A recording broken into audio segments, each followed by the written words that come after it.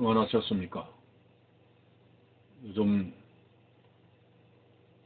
코로나가 북적거리고 있는 환란의 시대입니다. 참으로 어느 때보다도 성도들의 기도가 요청되는 그러한 형편입니다. 오늘 새벽 말씀은 마태복음 21장 23절에서 27절까지 월요일 새벽 말씀 드리겠습니다.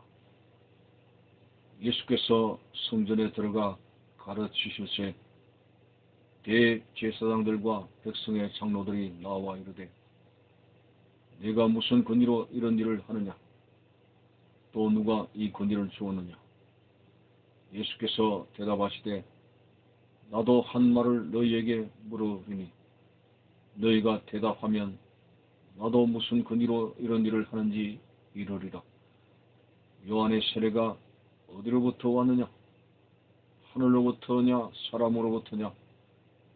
그들이 서로 의논하여 이르되 만일 하늘로부터라 하면 어찌하여 그를 믿지 아니하였느냐 할 것이요 만일 사람으로부터라 하면 모든 사람이 요한을 선지자로 여기니 백성이 무섭다 하여 예수께 대답하여 이르되 우리가 알지 못하노라 하니 예수께서 이르시되 나도 무슨 권위로 이런 일을 하는지 너희에게 이르지 아니하리라.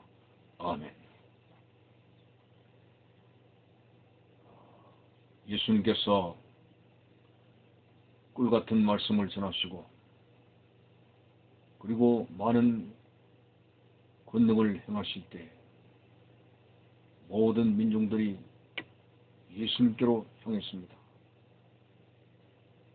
예수님께 항상 사람들이 모여와서 수많은 병자들이 고침을 받고 하늘 권세의 귀한 말씀을 듣고 은혜를 나누게 되었습니다.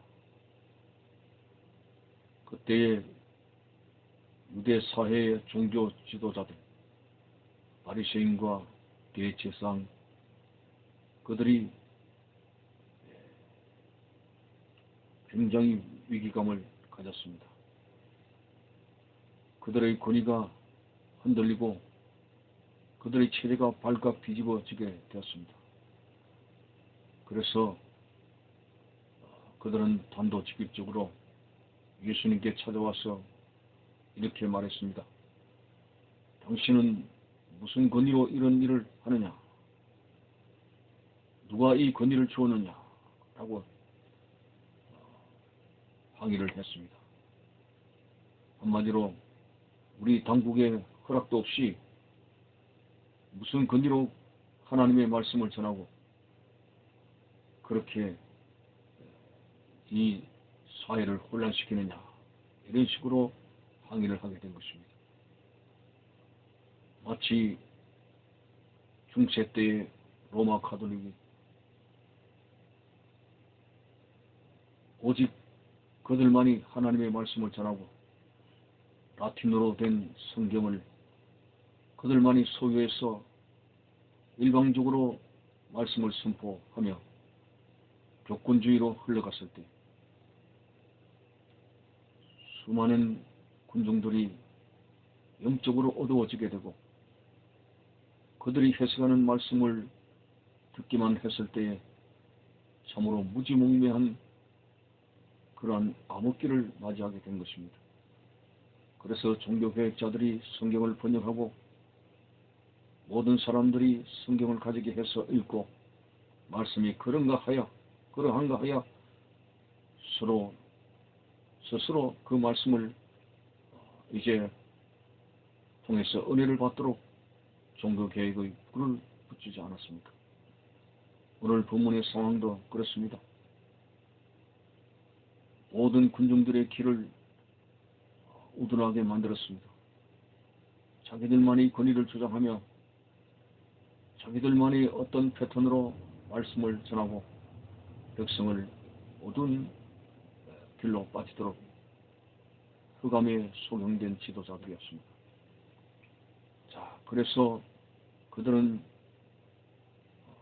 한동안 그들이 만든 전통과 권위로서 사회적인 그러한 지혜를 유지했는데 예수님께서 말씀을 증거하시고 예수님께서 여태까지 백성들이 들어보지 못한 참으로 신기한 생명의 말씀을 증거하실 때 온 백성들이 소동이 일어나게 되고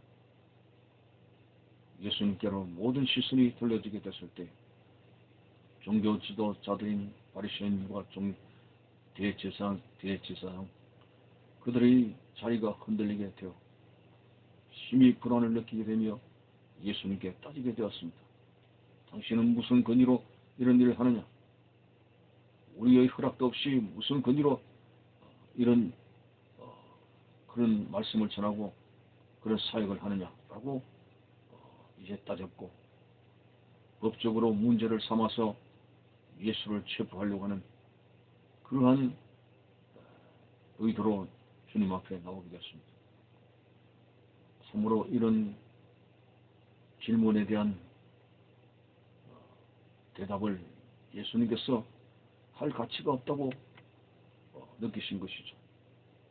하나님의 아들로서 많은 권능과 그런 역사를 보여줬구만. 하나님의 아들로서의 하나님의 생명의 말씀을 전했구만.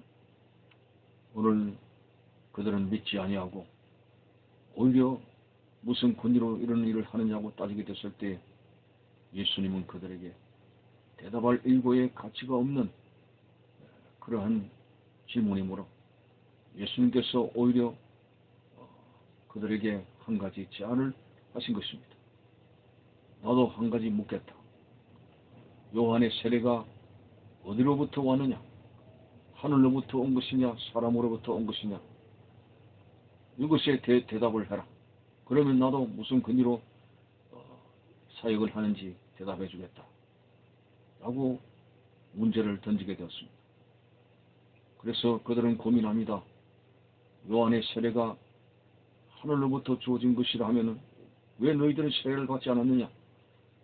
하나님이 보낸 선지자인데 어떻게 세례를 받지 않느냐? 라는 그러한 문제에 부딪히게 될 것이고 사람으로부터 왔다 하면은 군중들은 이미 세례 요한이가 선지자라고 하는 것을 믿었기 때문에 사람으로부터 왔다는 당치하는 말을 하게 되면은 백성들이 들고 일어나 그들이 이제 굉장히 위태롭게 되기 때문에 이렇게도 못하고 저렇게 대답하지 못하기 때문에 그들은 모르겠다라고 했습니다. 그러면 나도 너희들에게 무슨 근거로 일을 하는지 대답하지 않겠다라고 거절했습니다. 참으로 예수님께서 이사야 선지자를 통해서 많은 선지자를 통해서 예언된 하나님의 아들 바로 메시아 이것만은 그리고 그들은 메시아를 기다리고 그런 말씀을 증거했지만은 실질적으로 하나님의 아들 예수님께서 이 땅에 오셔서 하나님의 아들로서의 권능을 행하시고 그런 말씀을 증거했지만은 그들은 어두움의 세력에 붙잡혀서 온갖 탐욕에 사로잡혀서 영적 살이 단단히 상실되어졌고 예수님을 알아보지 못하는 불행한 늪에 빠지게 된 지도자들이었습니다. 참으로 하나님 앞에 신앙생활을 하는 그들이 오히려 영적 암흑에 갇혔다는 것이 얼마나 모순된 일입니까? 우리들도 이 험난한 세상에 우리의 영혼이 흐려지지 않겠어. 우리가 해야 될 일은 하나님의 말씀을 사모하고 그 말씀을 통해서 은혜 받는 생활이 되어져야 되고 그리고 그 말씀을 따라서 기도하는 생활을 통하여 우리 영성이 살고 영안이 늘 밝게 유지되면서 이 시대를 어떻게 하나님 앞에 살아가야 할 것인가 하는 신앙의 자세를 바로 가질 수가 있다고 하는 것입니다. 너희는 이 세대를 본받지 말고 너희를 향하신 하나님의 뜻이 무엇인지 분별하도록 하라고 한 그 말씀 속에서 우리는 참으로 우리의 영적 침체가 되지 않도록 항상 말씀과 기도로 영안이 밝아지며 다시 오실 주님 앞에 온전히 기다릴 수 있는 신앙을, 깨어있는 신앙을 가지고 밝은 영성을 가지고 또 이단에 넘어지지 아니하며 말씀 가운데 바로 살아갈 수 있는 우리의 모습이 되시기를 바라는 것입니다. 감사합니다.